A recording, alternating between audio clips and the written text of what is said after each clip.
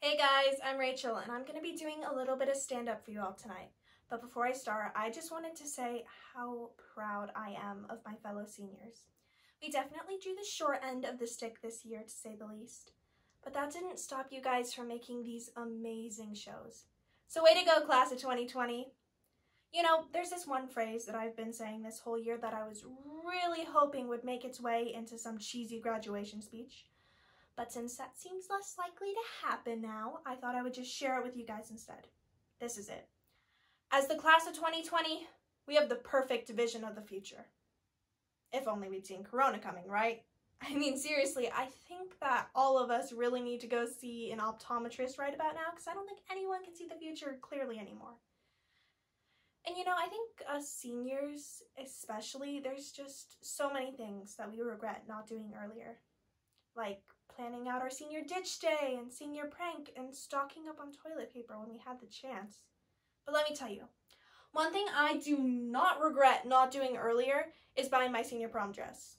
Who knew that procrastinating would save you a couple $100? And yeah, it does kind of suck that we're not going to have a proper senior prom or graduation, but just imagine for a second the amount of power that's going to give us over our kids someday. They won't be able to complain about anything.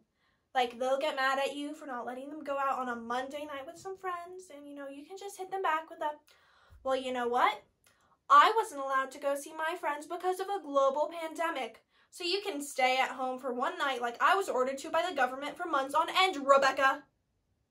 I'm sorry, that was a little intense. It was rude of me to assume that you would ever name your child something as basic as Rebecca. But seriously, what would they come back with? There's nothing they could come back with. You've won the argument every single time. And you already know that we're going to be telling this story to our grandkids like our grandparents told war stories to us. We'll be like, back in my day, because, you know, that's how all old people start conversations. Back in my day, Shunny, it was illegal to go outside, and if you did, you'd see all the rioters in the street protesting for a constitutional right to a haircut. Because, you know, we all remember that very important phrase in the Declaration of Independence. Life, liberty, and the pursuit of a fresh cut. And before I go on, I just wanted to clear the air. I hope you guys don't think that I'm trying to make fun of our current situation. I truly do think that despite what all the teens are posting on their Instagram, pictures with their friends lately, would lead you to believe that this is really a serious topic and, you know, a tragic time for the world. But I also know that when everything is just so doom and gloom, it's good to look on the bright side. So one good thing that's come out of quarantine for me is I've been able to spend lots and lots and lots of quality time with my family. And you know, I'm not just saying that because they're watching this right now.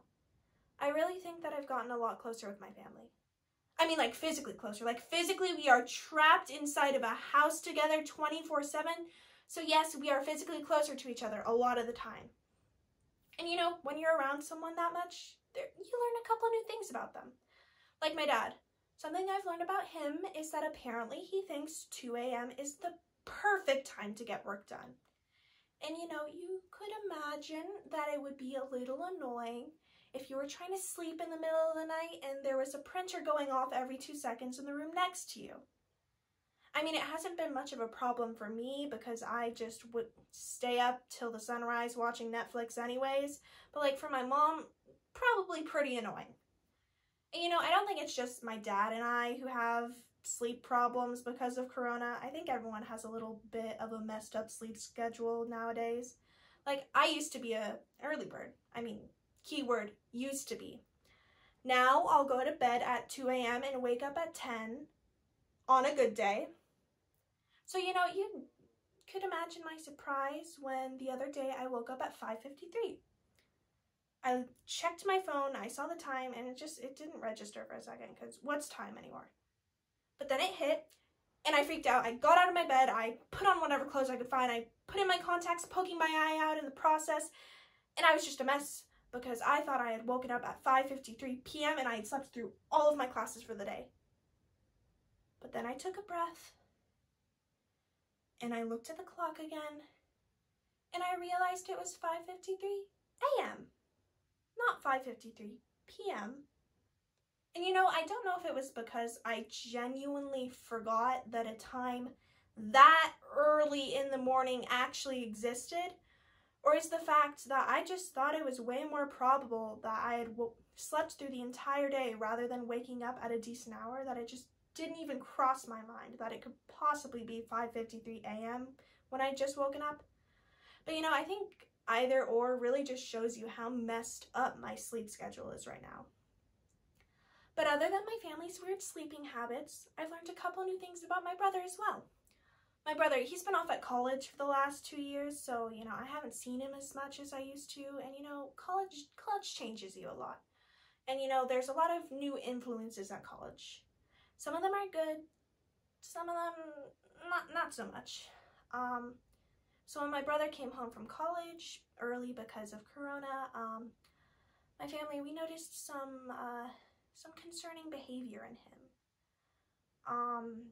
I'm sorry, it's kind of hard for me to talk about, but we realized that he's developed a pretty scary condition. You know, when he first got home, we didn't really notice it. We thought he was just his normal cheery self, but then we realized that there's so much stress because of Corona and everything else going on in the world that he's fallen into a really dark place. And, you know, it's scary seeing someone you love go down that hole. But, you know, to cope with everything, my brother, he started listening to country music.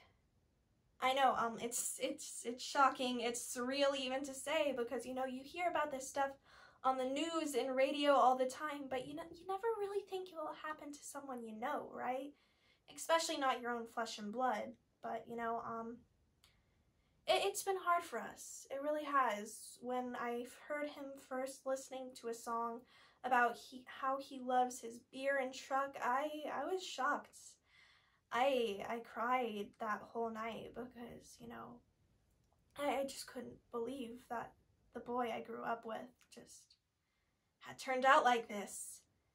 But you know, my family and I were really trying to help him get the help he needs to just recover from this complete and utter lack of taste. So, if you could send your thoughts and prayers his way, because, you know, Lord knows he needs it. Thank you. Thank you, and I really hope that you've enjoyed all these theses tonight. Thank you.